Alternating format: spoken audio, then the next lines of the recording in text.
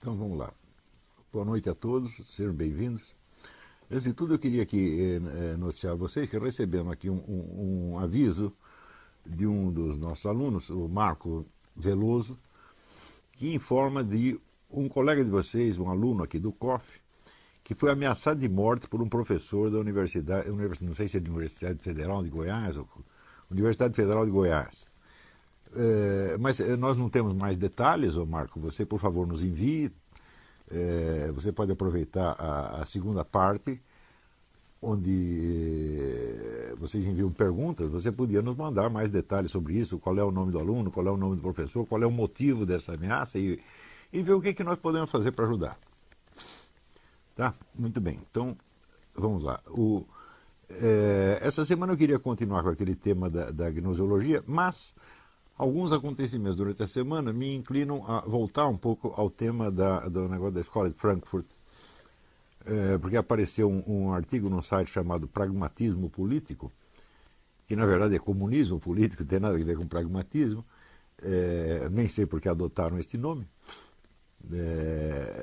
mas em que um indivíduo estranhamente ele dizia duas coisas que me pareceram importantes e dignas de alguma discussão, porque refletem confusões que qualquer desse pessoal da esquerda militante pode fazer a qualquer momento. O primeiro é que ele dizia que, por incrível que pareça, o Olavo de Carvalho enxergou marxismo cultural no Jorge Soros. E, em segundo lugar, ele dizia que a ideia de que há um conluio, uma aliança entre o grande capital e os movimentos de esquerda é uma ideia que foi posta em circulação pelo Hitler, que não é exato. Muita gente antes dele já falava disso e continuaram falando depois. Então, essa segunda parte não tem muita importância. O importante é o negócio do marxismo cultural. Então, vamos esclarecer desde logo.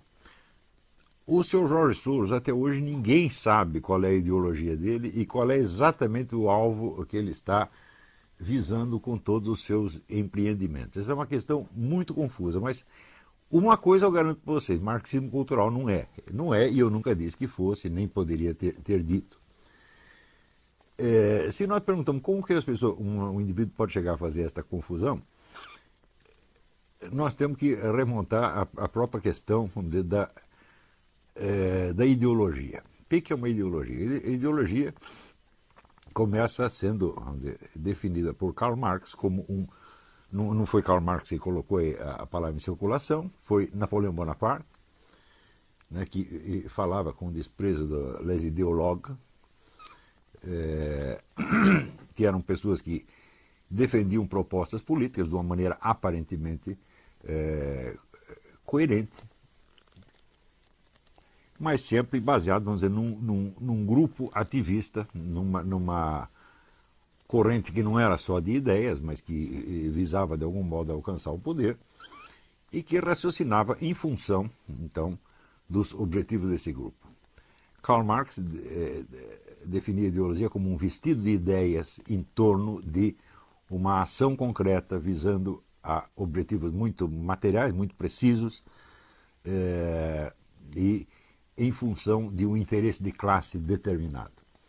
Até hoje a palavra é usada mais ou menos com este sentido, tá certo? Mas, frequentemente, ela nas discussões públicas aparece como tradução direta de objetivos reais e como definição de uma corrente política. O que é uma coisa, vamos dizer, bastante inexata.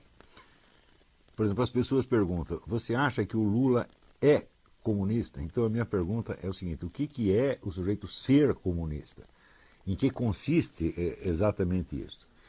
Quer dizer, então você está supondo que o comunismo é uma fórmula de sociedade perfeitamente definida, ao qual você pode aderir ou não, como você adere, por exemplo, ao credo católico. Você tem lá os elementos do credo, creio nisto, creio naquilo, o sujeito acredita naquilo e, portanto, vai agir em consequência de maneira logicamente coerente com aquilo.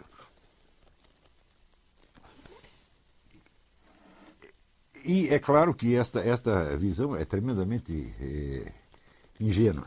Então, em primeiro lugar, porque não existe uma ideologia comunista, mas muitas diferentes. Né? Existe a versão leninista originária, existe a versão stalinista, maoísta, trotskista, etc, etc, etc. Então, precisa ver a qual dessas o sujeito aderiu, e é evidente que nas suas discussões internas os comunistas se acusam uns aos outros de ser direitistas, de ser fascistas, etc, etc, o que mela um bocado o ambiente e introduz um coeficiente de confusão quase alucinante. Né? Então, isso quer dizer que você perguntar se um sujeito é comunista ou não, isso aí só leva você a confusão, porque você está supondo que existe uma equivalência entre uma crença interna, tá certo? E a sequência de ações que o indivíduo desenvolve.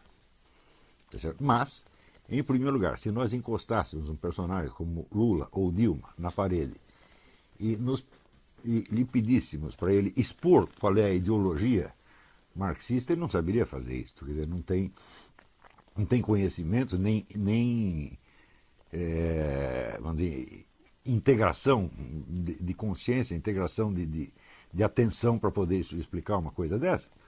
Portanto, o que ele nos daria seria uma série de imagens relativamente confusas. Quando o Lula disse não sabemos que tipo de socialismo que queremos, ele disse uma coisa perfeitamente verdadeira, quer dizer, eles não sabem exatamente para onde estão indo. A única coisa que eles têm certeza é que é o grupo deles que tem que permanecer no poder e dirigir o processo. Tá certo?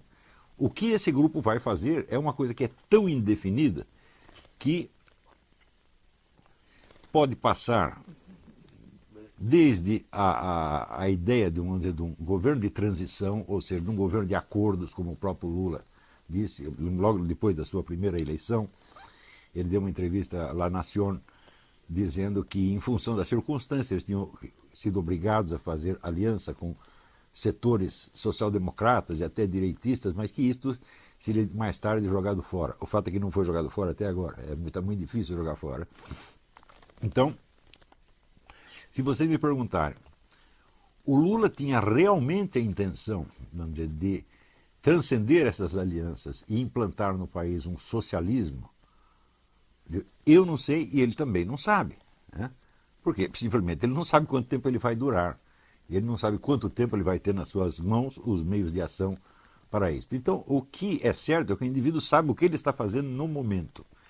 E a visão que ele possa ter do desenvolvimento posterior dos acontecimentos é geralmente nebulosa e contém um coeficiente de flexibilidade quase alucinante. Quer dizer, o governante pode fazer praticamente qualquer coisa, tá certo? E justificá-la em função ou de um hipotético objetivo futuro ou das contingências do momento, tá certo? De modo que você tentar definir os grupos políticos em função do seu rótulo ideológico é uma coisa que sempre falha. Então, a coisa mais ingênua, mais burra que você pode fazer é dizer, olha, existe aqui o grupo comunista, esquerdista, estatista, e aqui você tem o grupo ou liberal, conservador, cristão, etc, etc, etc. Porque cada um desses grupos é tão confuso internamente que você tem combinações, como, por exemplo, os libertarians, que em função da sua, por motivos doutrinários, onde para eles, vamos dizer, a liberdade do indivíduo é tudo, eles podem apoiar a política como a liberação de drogas, que é o item número 1 do programa das Farc no momento. Tá certo? Então você vê um monte de liberais, direitistas, anticomunistas, lutando por um objetivo que é o principal, talvez, do movimento comunista na América Latina no momento. Então você vê como essas definições ideológicas elas não nos ajudam de maneira alguma a responder a pergunta fundamental da ciência política, isto é, quem está lutando pelo quê e com que meios e por que percurso. Ou seja, qual é o problema? Qual é o panorama real de disputa pelo poder? É este que é o problema fundamental da filosofia política. Né? Quando Bertrand Russell disse que o conceito fundamental da filosofia política é o conceito de poder, ele estava montado na razão. Depois, quando ele tenta descrever quais são os tipos de poder, ele se mela todo, mas o conceito fundamental, ele acertou. Ele disse que o conceito de poder nas ciências sociais é tão importante quanto o conceito de energia na física. Bom, energia ninguém sabe exatamente o que é, e poder também não é uma noção das mais claras. Eu fiz o que eu podia para esclarecer isso, não fui o primeiro que tratou do assunto, mas uma coisa bastante óbvia é que o poder é uma possibilidade concreta de ação. A possibilidade abstrata todo mundo tem. Você diz, olha, eu quero ser papa, eu digo, bom, eu tenho, teoricamente, todo mundo pode ser papa algum dia, tá certo? Mas, quando eu digo possibilidade concreta, quer dizer que o indivíduo já tem, de algum modo, os meios de ação necessários para perfazer aquela ação e alcançar aquele objetivo. Esta possibilidade concreta é, vamos dizer, a de uma ação cujos instrumentos, de algum modo, já estão na mão do sujeito e que só falta ele acionar aquilo, de algum modo. Sem contar que outros podem ter outros planos e ter outros meios de ação que podem neutralizar, deter ou frustrar esta última. Tá certo? Mas o poder, de qualquer modo, então, podemos definir como uma possibilidade concreta de ação. Se você, isto aí se aplica, vamos dizer, a toda e qualquer ação humana. Por exemplo, você tem o poder de levantar essa cadeira e sair andando. Um paralítico não tem. E assim por diante. Se você é mais forte, você tem a possibilidade de ação concreta de bater no mais fraco e ele não tem a possibilidade de bater em você. Se você é mais rico, você tem a possibilidade de subornar um adversário e ele não pode suborná-lo de volta. Então, tudo isso são meios de ação. Quando nós falamos, vamos dizer, de uma ação ou de um poder político, nós estamos nos referindo a meios de ação que consistem em levar os outros a fazer o que o agente quer, de alguma maneira. De tal modo que esses outros ajam sobre a sociedade toda. Tá certo? Então, há um agente primeiro, que tem os meios de ação, há uma rede de agentes secundários, que são os seus instrumentos, e, por fim, você tem a sociedade inteira, que é o objeto sobre o qual esta ação vai incidir. Então, se o problema fundamental é saber quem tem o poder, quem está disputando o poder, quais os meios de ação que estão usando e qual o percurso a seguir, então a coisa mais evidente do mundo é que não dá para responder isso nos termos da ideologia. Não é isso? Então, o que você vê na realidade é uma mescla, tá certo, de planos globais, que eu já expliquei no debate com o professor Dugin, e até hoje ninguém desmentiu que seja assim, nem dá para desmentir porque é realmente assim, onde você identifica 3 grupos. E nenhum desses 3 grupos se define por uma ideologia explícita. Quando eu falo de um grupo russo-chinês, por exemplo, nós sabemos que a Rússia está numa fase de transição entre o que era o comunismo e o que é alguma outra coisa que vem a seguir que ninguém sabe exatamente o que é.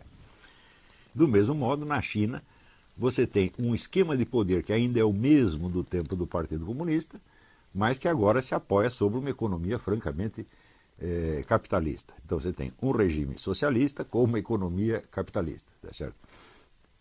E você tem em volta uma série de países satélites, dos quais alguns estão loucos para se livrar do resíduo comunista, mas que, por outro lado, têm os seus, vamos dizer, as suas velhas alianças no mundo eurasiano e não desistiram dela completamente. Então, eu digo, qual é a ideologia desse bloco?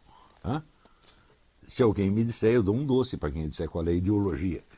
Nós vemos um esquema de ação muito, muito claro, tá certo? Que vagamente nós podemos chamar de eurasiano. Porém, na política concreta, por exemplo, do Vladimir Putin, eu não vejo eurasianismo nenhum. Eu vejo um projeto de restaurar o antigo Império Russo, usando talvez um discurso ideológico eurasiano como justificativa ou como meio de seduzir uma militância, ou coisa assim. É muito difícil você acreditar que milhões de chineses vão se sacrificar pela glória do Império Russo. Então é necessário vamos dizer, algum discurso que possa, vamos dizer, algum discurso inclusivo que possa, vamos dizer, persuadir muitas pessoas a lutar por uma coisa que não é do interesse delas, é que é somente do interesse da Rússia. De qualquer modo, você vê, basta eu te dizer isso aqui para você ver como o panorama ideológico nessa área é tremendamente confuso. O segundo bloco, que é o bloco islâmico, claro que nós podemos chamar o islamismo ou o islamismo radical de ideologia, mas o fato é que, para aqueles que estão envolvidos no processo, o islamismo é infinitamente mais do que uma ideologia. Não é isso? Então, o islamismo implica um compromisso moral que vai até os últimos detalhes da vida pessoal do indivíduo, coisa que nenhuma ideologia jamais conseguiu fazer.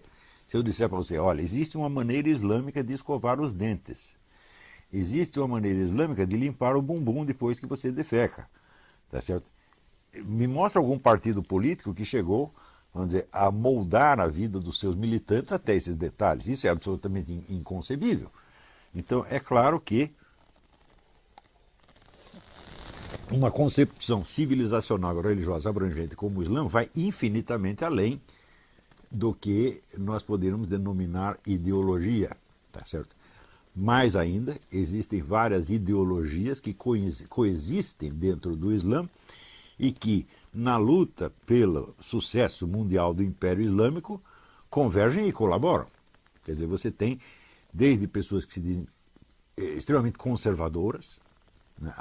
Aqui nos Estados Unidos você tem uma vasta massa islâmica que é conservadora, que vota no Partido Republicano, etc., etc., mas que estão aliados aos demais muçulmanos nas questões fundamentais. Então você tem duas ideologias completamente incompatíveis, nominalmente, as duas convergindo para uma mesma luta na escala civilizacional.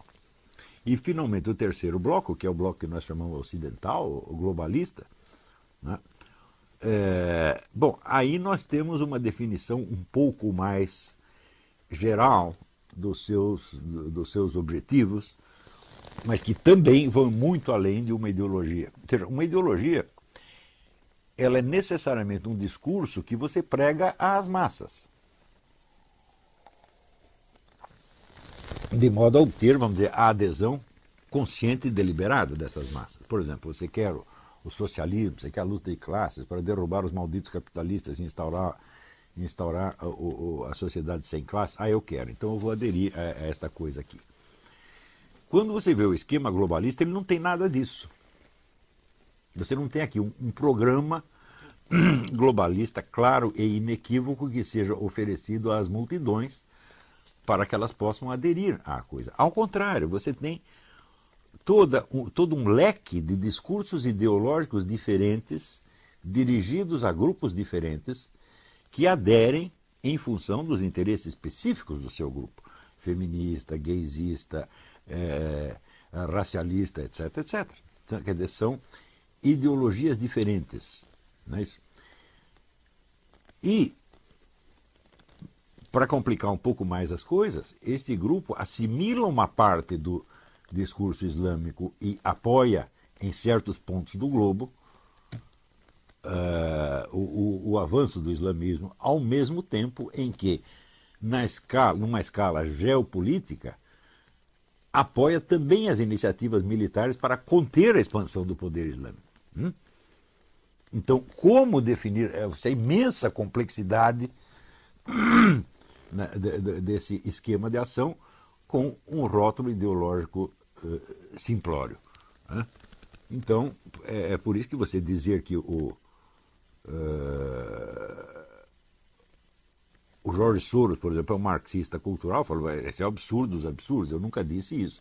Agora, como é que o indivíduo, lendo o que eu escrevi, chegou à conclusão de que eu estava vendo marxismo cultural no Jorge Soros? É muito simples, é porque ele confunde tudo aquilo que é anti-ocidental e anticristão com o marxismo cultural. E como eu disse que o Jorge Soros está fazendo alguma coisa que é anti-ocidental e anticristã, ele já acha que eu disse que o Jorge Soros é um marxista cultural.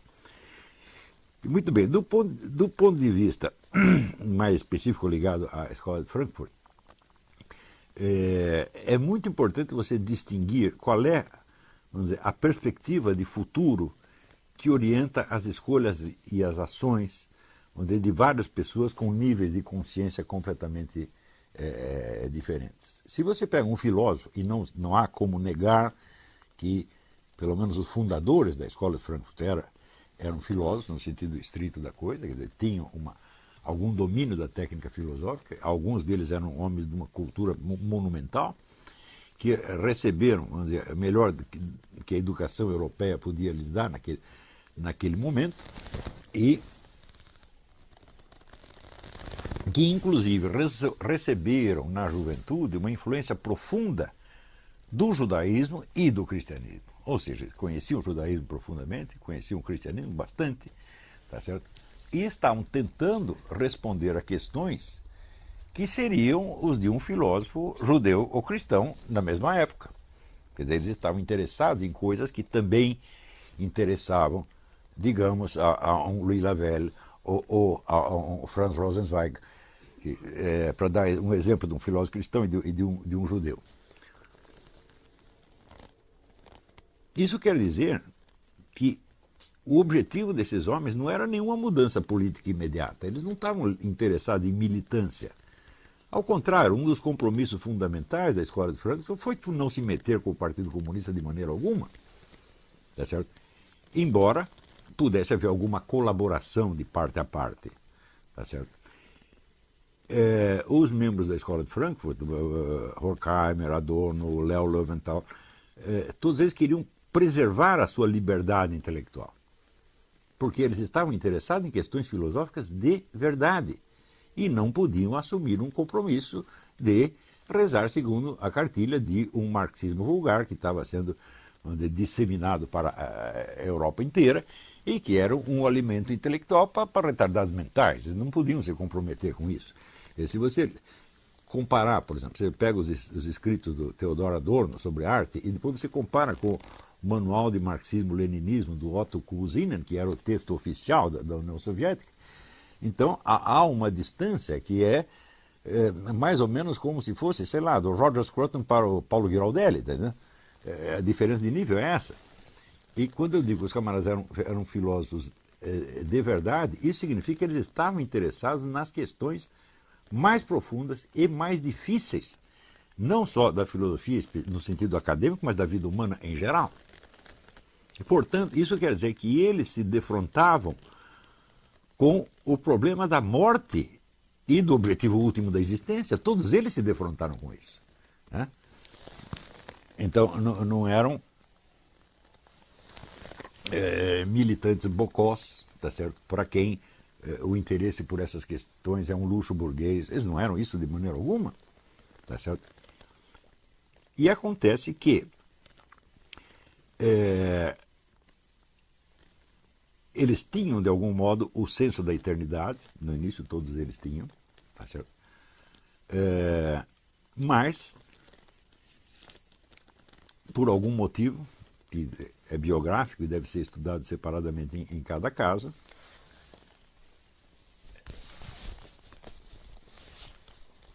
não tinham a fé no juízo final e na conquista da eternidade. Mas, vamos dizer, o buraco aberto pela fuga da eternidade permaneceu ali. Quer dizer, para onde está indo a humanidade? Né? Tem uma frase de Hegel que calou muito fundo em todos eles, que é: quando examinamos o panorama da história universal, tudo o que vemos são ruínas. Então, eles viam esse imenso amontoado de ruínas e, sinceramente, não acreditavam que nada melhor fosse aparecer para diante, exceto ruínas. E, justamente em função disso, eles achavam que não havia nada positivo ao qual se pudesse aderir. E que a única função deles era continuar exercendo a sua análise crítica, a mais ousada e radical possível, sobre tudo que existisse. Então estavam literalmente realizando o programa, que não foi o da ideologia marxista, mas foi o do Marx jovem, que era a crítica radical de tudo quanto existe.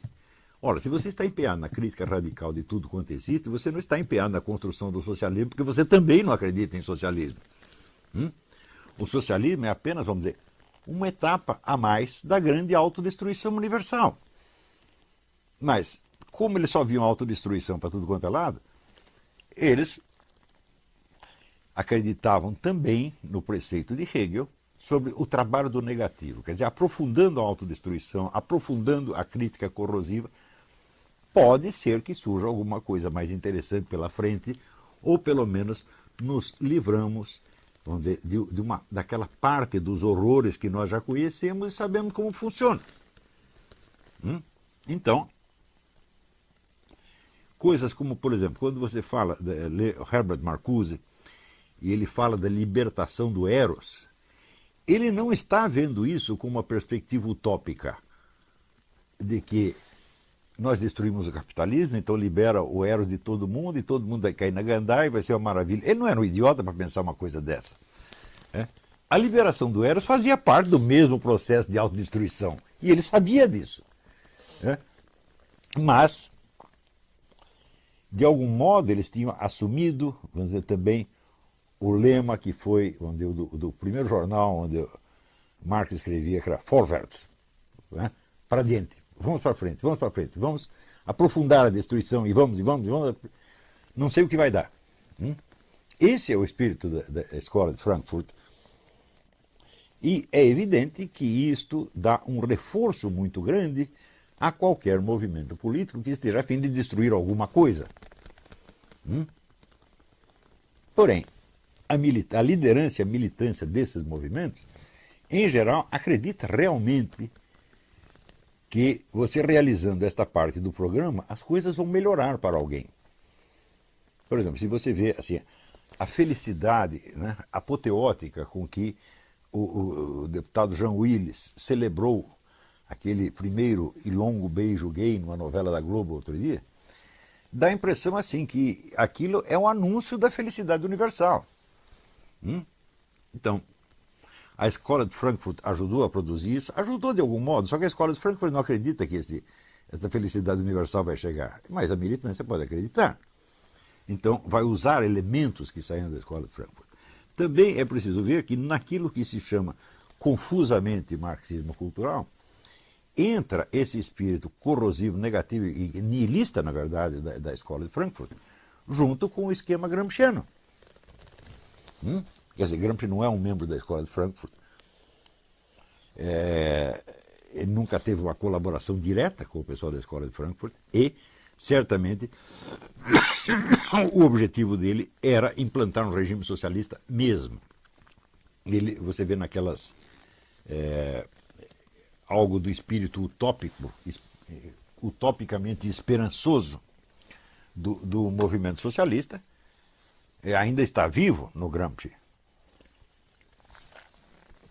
Você vê isso naquelas historinhas infantis que ele escrevia para a filha, né, prometendo um mundo onde tudo será mais belo.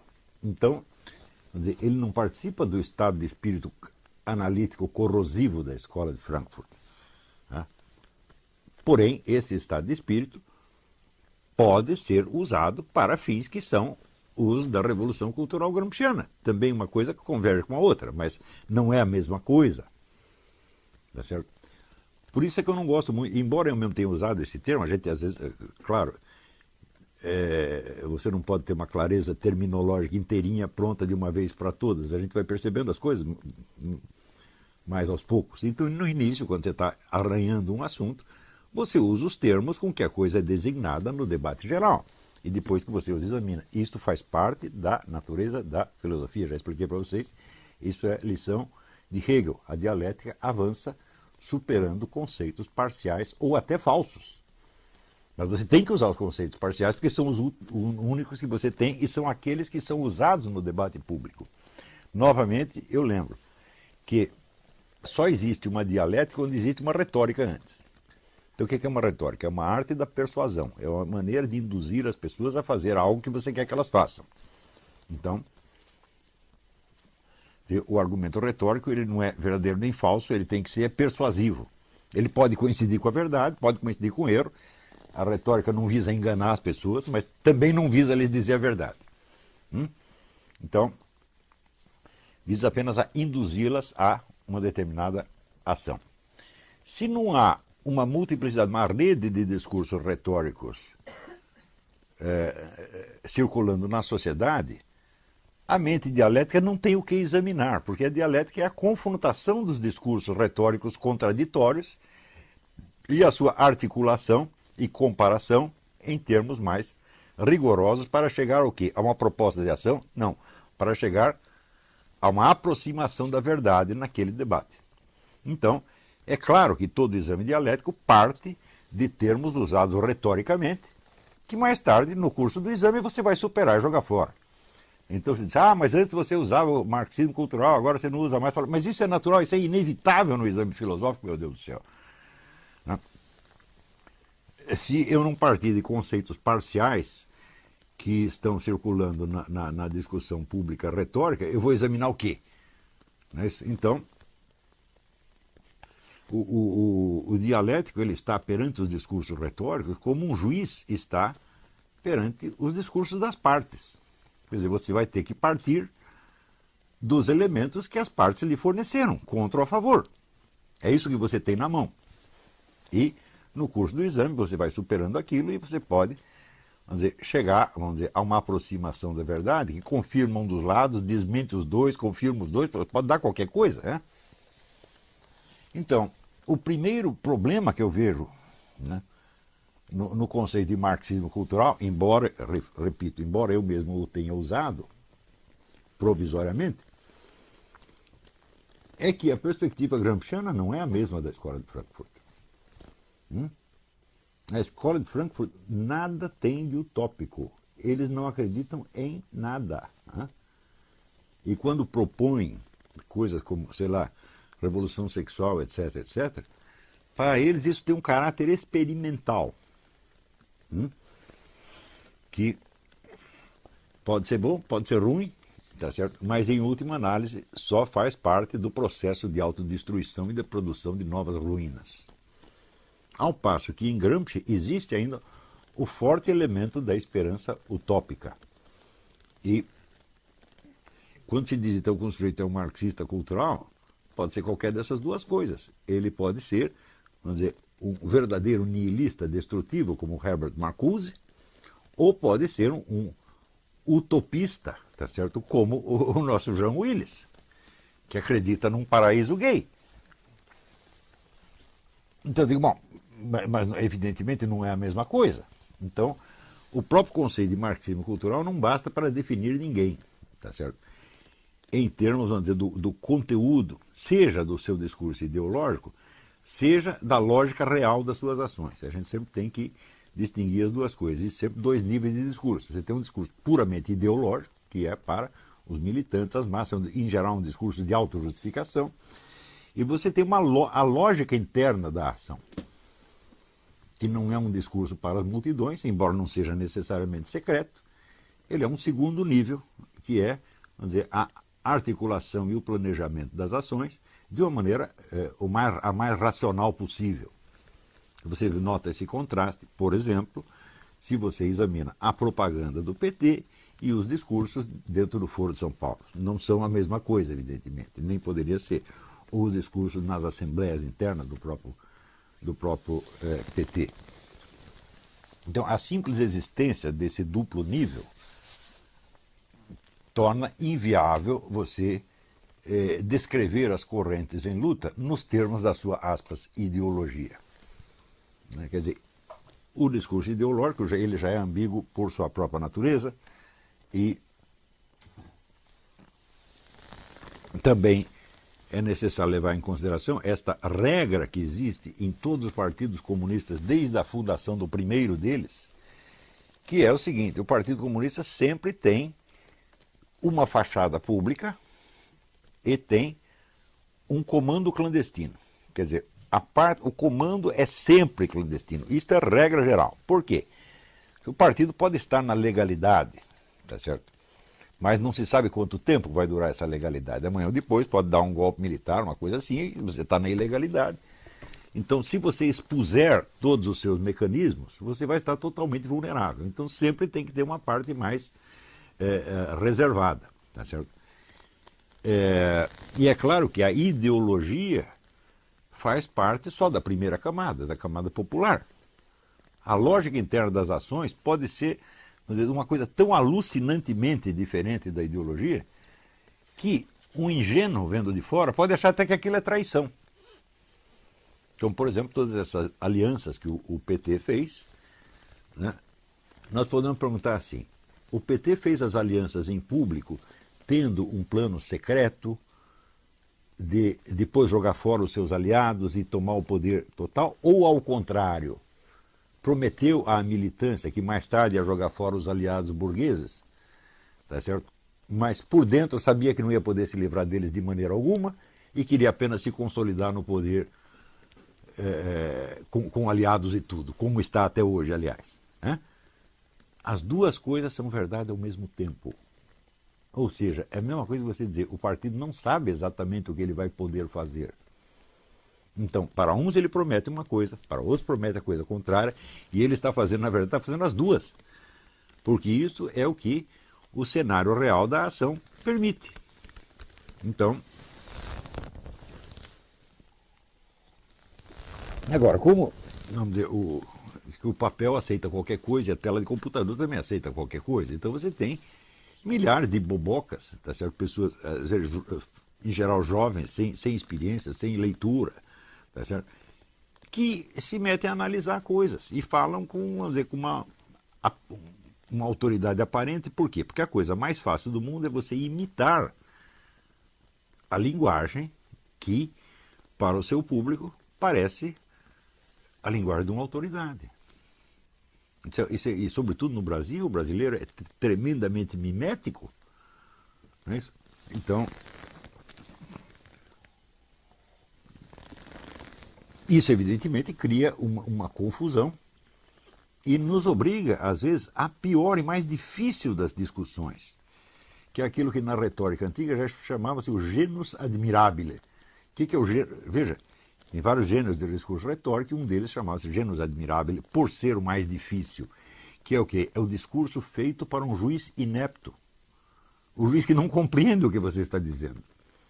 Então, toda hora eu estou me metendo em discussões desse tipo, que é o genus admirabile, porque eu sou obrigado a me explicar para alguém que não só não está entendendo, como naquele momento, pelo menos, não tem a capacidade de entender. E, evidentemente, quando você faz isso, você cria no seu interlocutor uma irritação, uma raiva. E o indivíduo sente que você o está enganando, porque simplesmente a coisa é mais complexa do que ele tinha imaginado. E, como ele já equacionou tudo em termos de duas ideologias em conflito e me nomeou defensor de uma delas, quando eu começo com a complexidade da coisa, ele só pode achar que eu estou enrolando. Isso já aconteceu 1000 vezes.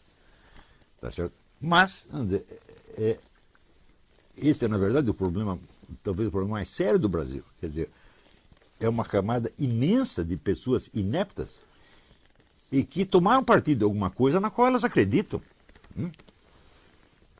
E acreditam que o seu interlocutor está fazendo a mesma coisa. Por exemplo, este rapaz que eu estou mencionando, que chama Leandro Dias, ele, para provar que eu disse que o Jorge Soros é marxista cultural, ele cita alguns artigos do Mídia Sem Máscara que dizem que estão nesse sentido, só que não são artigos meus.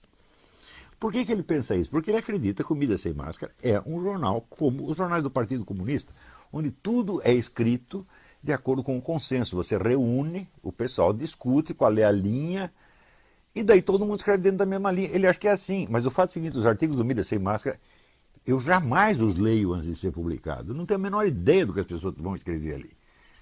Eu simplesmente abri aquilo para dar um espaço para pessoas que não tinham onde expor as suas ideias, quaisquer que fossem. Né?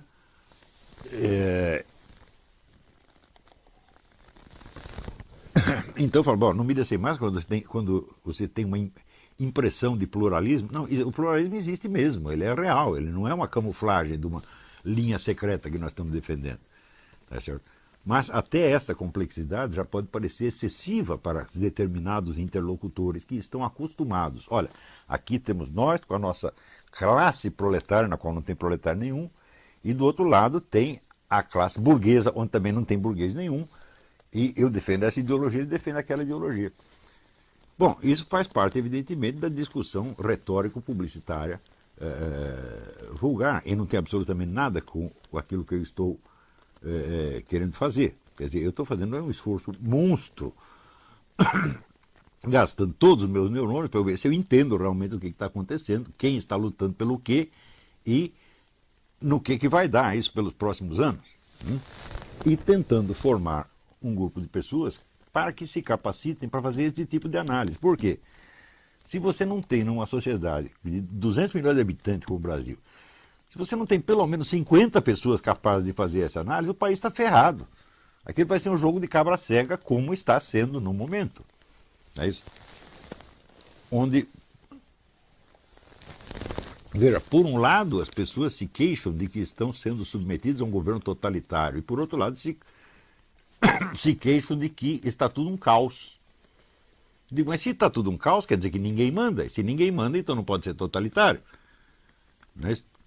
Mas acontece que existe essa tendência totalitária, essa tendência caótica ao mesmo tempo, e existe ainda a possibilidade de o esquema totalitário tentar se aproveitar do caos e a possibilidade de o caos diluir os planos da minoria totalitária. Tudo isso pode acontecer e está acontecendo. E mais ainda, está acontecendo com uma velocidade impressionante que torna difícil você acompanhar essas mudanças. E eu confesso que, à medida que o tempo passa, eu me sinto cada vez mais incapaz de fazer isso sozinho. Precisa mais gente.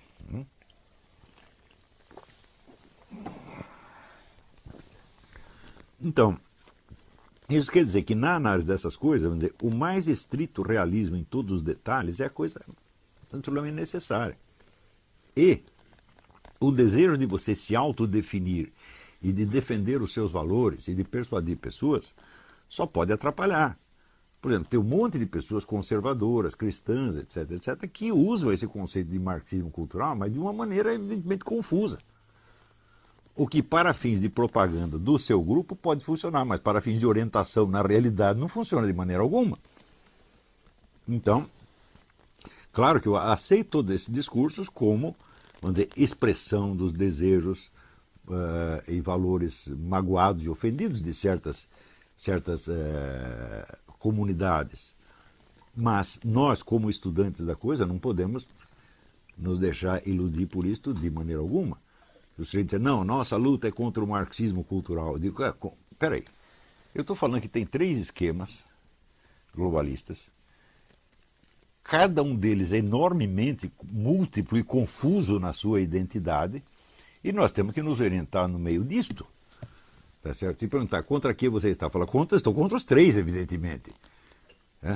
Mas existe alguma quarta proposta? Fala, não existe. Então, no momento, o nosso esforço é apenas para entender qual é o esquema que está nos querendo dominar e preservar pelo menos a nossa liberdade intelectual, quer dizer, a nossa capacidade de manter a cabeça em cima da lama e enxergar para onde ela está indo. Se conseguir fazer isso, você já preservou o principal. Se você me perguntar agora, existe alguém que controla o processo? Eu falo, existe, Deus e o diabo. O diabo dá um palpite, Deus mexe o pauzinho para encaminhar para outra direção, e nós não entendemos nem o que um nem o que o outro está fazendo. Agora, existem agentes humanos, existe o governo secreto? Não, existe uma presunção de governo secreto. Mas se você for ver direitinho, por exemplo, a ideia de um governo mundial, na década de 20, 30, 40, os caras já estavam planejando um governo mundial para a década de 80. E não chegou até agora. Quer dizer, já está 3 ou 4 décadas atrasado. Então isso quer dizer que eles não têm aquele poder diretivo que eles gostariam de ter. Também, vamos dizer, a própria questão da possibilidade de você dirigir o curso da história, essa é uma coisa que preocupou profundamente os próprios membros da escola de Frankfurt, e eles não têm resposta para isso. Então,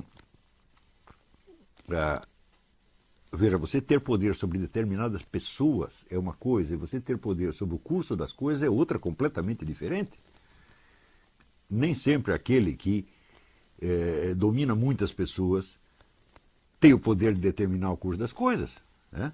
Esses são elementos completamente diferentes, mas praticamente não há discussão política na qual não surja a confusão entre esses dois fenômenos totalmente diferentes. O sujeito acha que aquele que domina as pessoas está dominando,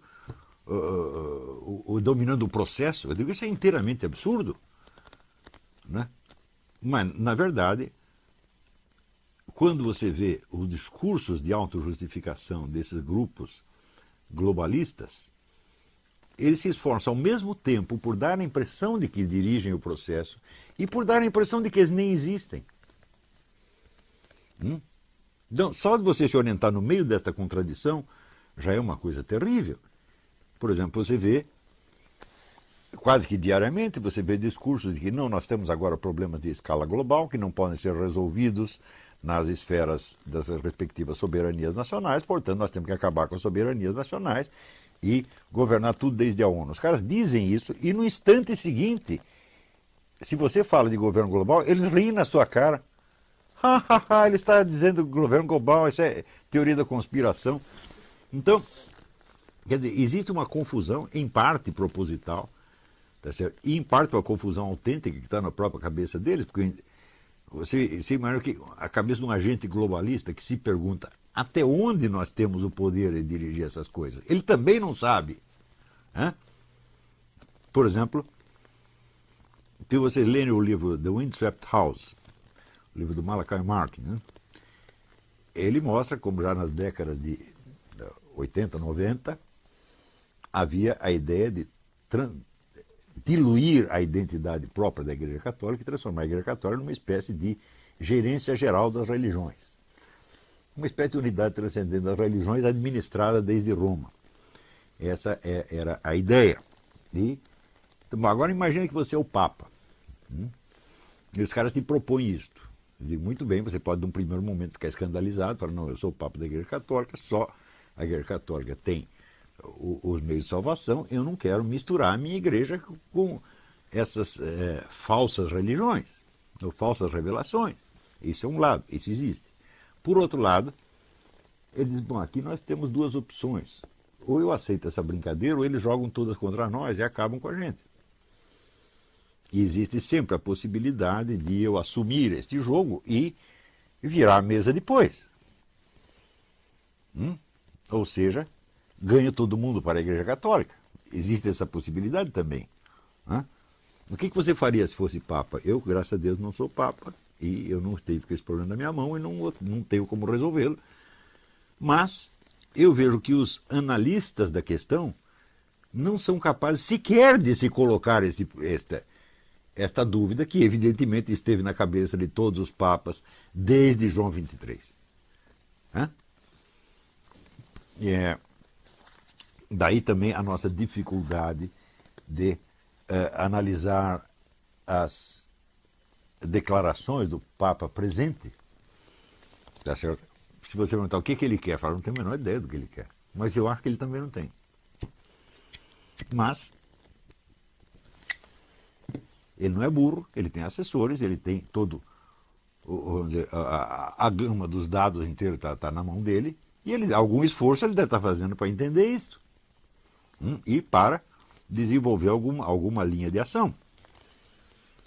Esta dificuldade existe na mão de todos os agentes.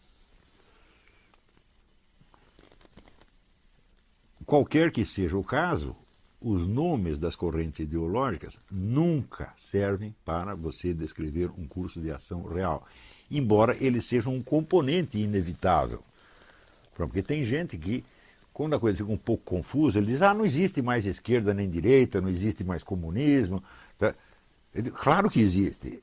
Eles não são, vamos dizer, os esquemas gerais articuladores da coisa, mas eles são elementos que estão lá presentes. As ideologias não descrevem o panorama real, mas são elementos presentes no panorama real.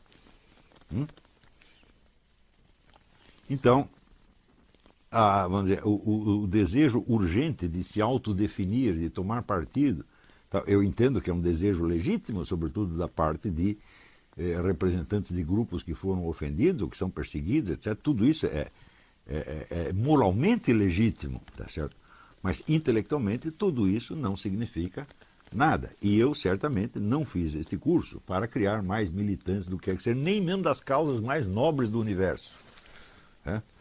Porque militante nunca falta. Sujeito para tomar partido e sair falando, tem montes. Você não precisa fazer o seminário de filosofia para fazer uma coisa dessa. Né? Você pega lá um pouco de catequese na igreja, ou pega um manual de instruções do Sem Terra, do PT, e pronto, você está capacitado para fazer o discurso ideológico. Nós queremos algo mais. Algo mais cuja existência pode ser até mais discreta, mas é muito mais importante e mais vital para a sobrevivência humana do que tudo isso. Né? Nós precisamos garantir que a inteligência humana não será submergida, tá certo? Pela maré de confusões, mentiras, alucinações, etc, etc. Isto é muito mais vital do que lutar pelo que quer que seja. Porque se você luta e não sabe contra o que está lutando, o outro também não sabe, tá certo? Então provavelmente vocês vão se matar por nada. Né? Então muito bem, vamos fazer uma pausa, daqui a pouco a gente volta. Então vamos lá, eu vou responder poucas perguntas porque eu estou muito cansado hoje, vocês me desculpem, mas em primeiro lugar, essa questão aí da ameaça de morte, aqui nós temos duas versões, uma baseada no que foi publicado no Facebook, que foi mandada aí pelo Marra Signorelli, e outra que foi mandada pelo Marco Rossi, que é baseada em testemunhos orais. Quer dizer, o indivíduo teria feito pelo Facebook apenas uma ameaça de agressão, mas oralmente para outras pessoas tinha ameaçado dar um tiro no rapaz. Eu acho que essa é uma questão policial, você tem que imediatamente procurar um advogado e dar uma queixa-crime aí, não tem que esperar não. Você não vai esperar o sujeito executar a ameaça para depois tomar alguma providência. A ameaça em si já é um crime, evidentemente. Se você tem testemunhas, se existem testemunhas de que o indivíduo ameaçou de dar um tiro no rapaz, então tem que dar uma queixa anteontem. Não tem que esperar ele dar o tiro, não. Ou dar o tiro ou desistir de dar o tiro, né? Aqui tem uma pergunta do André Luiz, uma pergunta muito interessante. Ele diz, no vídeo Imaginário a Unidade do Real, o senhor disse, se a filosofia de Kant pode ser escrita e publicada, é porque ela está errada em algum ponto. Veja se as minhas conclusões sobre essa frase estão certas. Kant, ao escrever sua filosofia, tende a admitir a unidade dele mesmo e dos elementos físicos à sua volta no espaço e no tempo, visto que ele levou tempo para escrevê-la. Se foi possível a publicação de seus escritos, fatalmente temos de admitir a unidade de uma infinidade de elementos físicos no tempo e no espaço. Bom, esse raciocínio não está errado, mas o que eu pensei não foi exatamente por aí. Quer dizer, que o Kant está provando a sua unidade pelo fato de publicar o livro. É claro que ele está, mas para raciocinar mais kantianamente, o fato é que se ele escreve o livro, publica o livro, é que ele espera que você, por trás da aparência gráfica, das letras escritas, apreenda a forma de um pensamento que é o mesmo que ele teve. Agora, se você não pode apreender nem sequer o ser em si de um elefante que está na sua frente, como você poderia apreender o ser em si de um fluxo de pensamento? Seria quase impossível. Então, a dificuldade que eu vejo não é que o Kant está entrando em contradição consigo mesmo, na medida em que ele prova a sua unidade ao escrever o livro, porque ele não nega a unidade do real, ele somente diz que ela se forja na nossa mente, que os estímulos que nós recebemos são totalmente caóticos e que nós, de algum modo, projetamos as nossas categorias, entre as quais a de unidade e multiplicidade, nos elementos colhidos da experiência, tá certo? Mas, mesmo nesse caso, nós só pegamos uma forma fenomênica, a questão da coisa em si não se coloca. Mas eu digo, bom, mas se eu exponho um pensamento, eu quero que apreendam apenas a sua forma fenomênica ou o pensamento mesmo. Então, esse problema ele não chega a se colocar, ele não está, aparentemente ele não está consciente disso. Tá certo? Então, o que eu vejo não é o problema de Kant estar se desmentindo, mas o fato de Kant estar esperando que o leitor faça uma coisa que, de acordo com a teoria do Kant, o leitor não poderia fazer.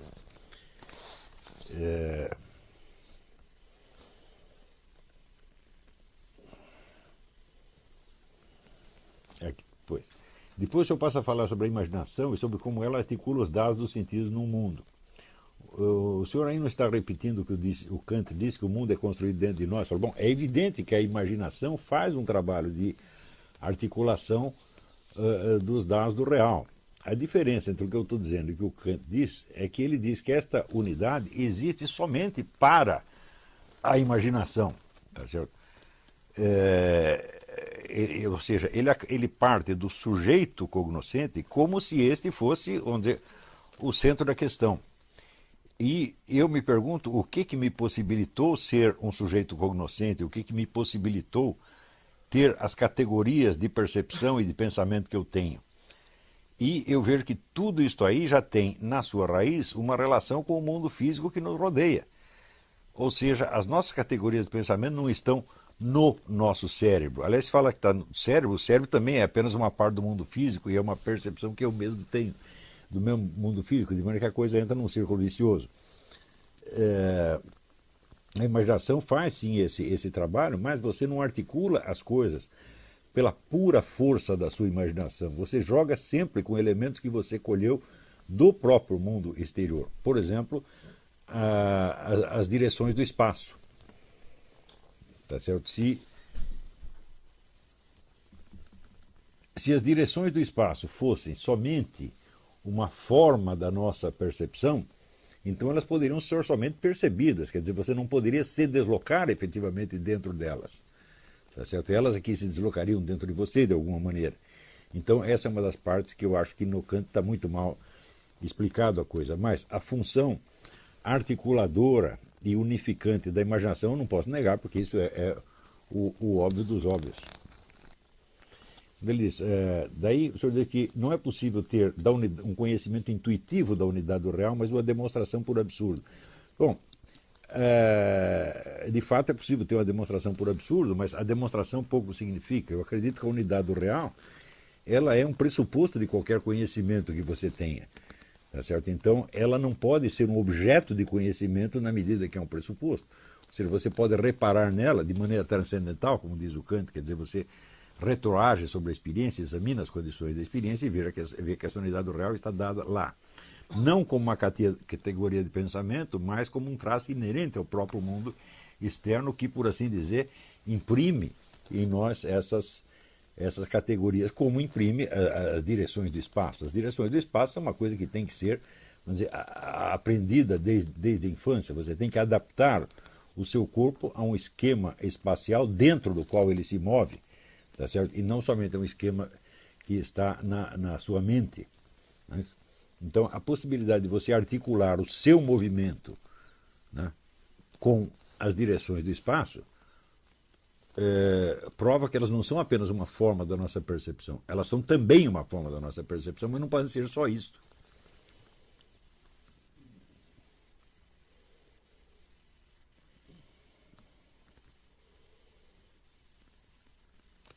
Daí ele me pede alguma indicação sobre como aprender a língua italiana, inglês.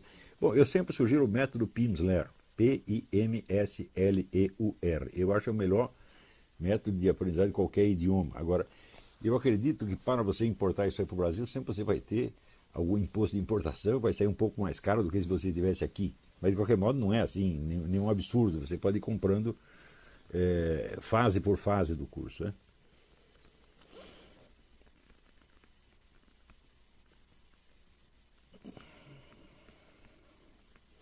Aqui o Wagner Bento perguntou se eu poderia escrever como eram as aulas com o padre Laduzan na PUC do Rio de Janeiro. O padre Laduzan tinha um método muito característico. Ele colocava uma questão, ele primeiro articulava uma questão, depois ele abordava essa questão desde o ponto de vista das várias escolas de filosofia, desde o começo dos tempos, assumindo aquela posição como se fosse a dele. E no dia seguinte ele fazia a crítica daquilo desde o ponto de vista de uma escola subsequente. E daí apresentava um segundo ponto de vista, um terceiro, e um quarto, e um quinto, até que no fim ele propunha uma solução dele mesmo, geralmente inspirada na escola fenomenológica da qual ele era um representante. De modo que ali você aprendia a assumir as várias filosofias, isso era importantíssimo, não apenas como dados históricos, mas como possibilidades do seu próprio conhecimento. Quer dizer, de certo modo você era Parmênides, e era Heráclito, e era Platão, e era Aristóteles, e assim por diante. Quer dizer, você tem a pegar uma dimensão parmenídica do seu pensamento e da sua percepção do mundo, depois uma dimensão heraclítica, de modo que a absorção dos filósofos não era cultura histórica, era um treinamento de técnica filosófica. E isso que era o mais maravilhoso nas aulas dele. Existem algumas apostilas que sobraram, elas dão uma vaga ideia do que era, mas ele não documentou muito bem o ensino que ele deixou. E, além disso, a escrita dele é um pouco dura, porque o português não era a língua originária dele. E no oral ele compensava muito bem isso. Se não dava certa frase de um jeito, ele fazia de outro, e no escrito não dá para fazer isso.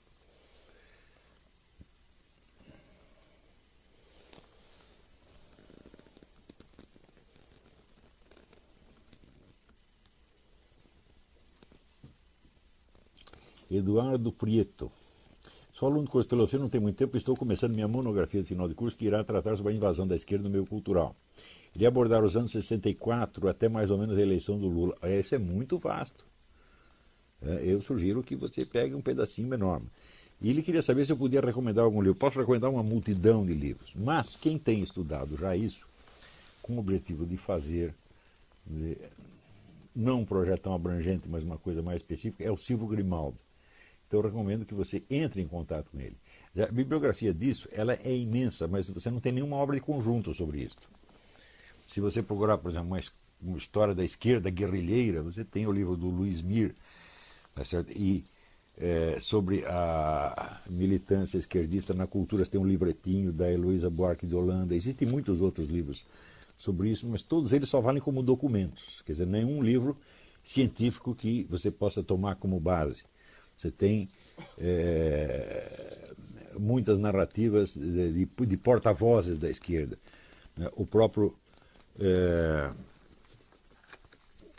livro do Zuenir Ventura, 1968, o ano que nunca acabou, é muito importante. São depoimentos de personagens, de agentes históricos que dão lá, contam a história pelo seu ponto de vista. Então serve como documentos. Entre a abordagem deles e a sua, vai haver uma grande diferença. É a famosa distinção entre o discurso do agente e o discurso científico, o discurso do observador científico. Mas entre em contato com o Silvio Grimaldo e ele vai te ajudar nisso aí. Aqui, o Guilherme de Berredo Peixoto envia um comentário, que não vai dar tempo de eu analisar isso aqui, mas eu vou ler o comentário dele inteiro. Podemos deixar para pensar nisso mais tarde. A respeito do seu comentário no assunto geocentrismo versus heliocentrismo, na aula retrasada, gostaria de fazer algumas observações úteis. O sentido imediato da descrição heliocêntrica ou geocêntrica é de uma descrição cinemática.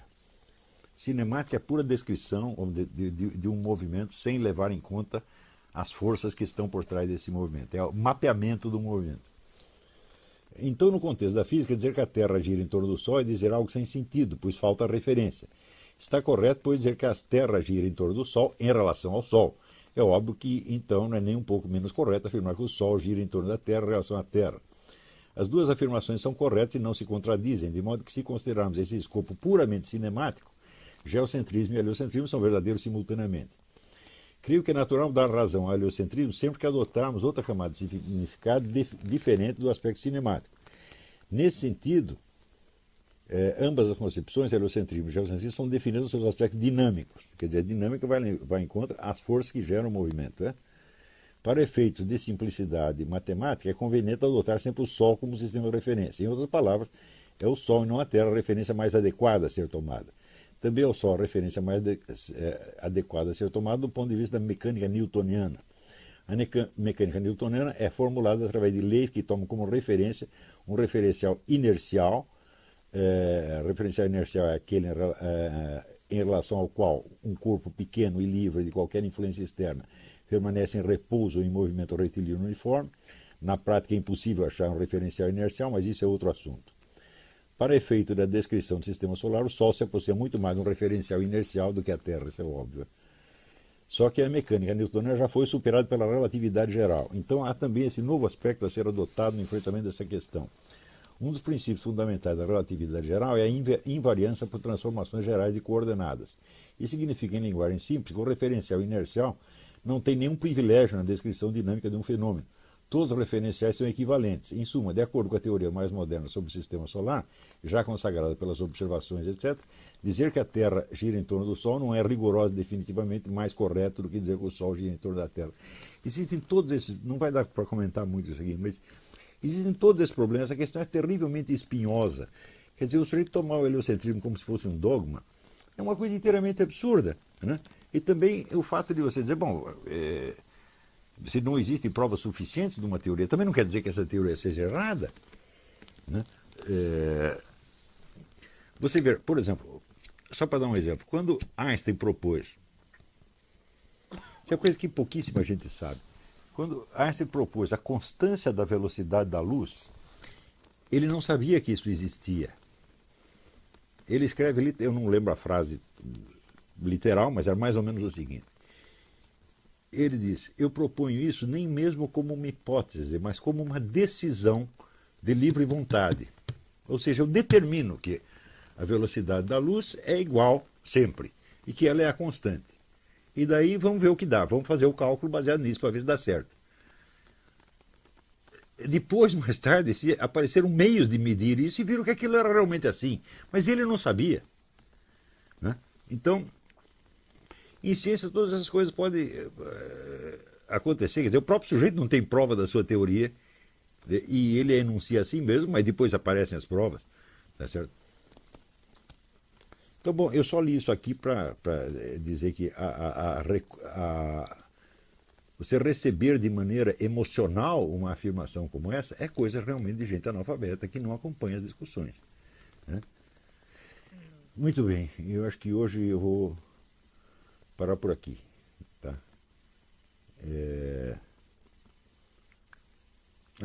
Só para terminar, o Zé Carlos pergunta, posso enviar minha dissertação de mestrado sobre Santo Agostinho? Pode, claro que pode, manda para o meu e-mail que você tem, olavo@olavicarvalho.org. Então tá, hoje foi um dia excelente, porque eu comecei me queixando de que eu não tinha uma secretária para me ajudar aqui e apareceram então quatro candidatas, espero que pelo menos uma delas dê certo. Agradeço muito aquelas que se apresentaram, vou conversar com elas amanhã à noite e vamos ver o que dá. Muito obrigado a todos e até a semana que vem.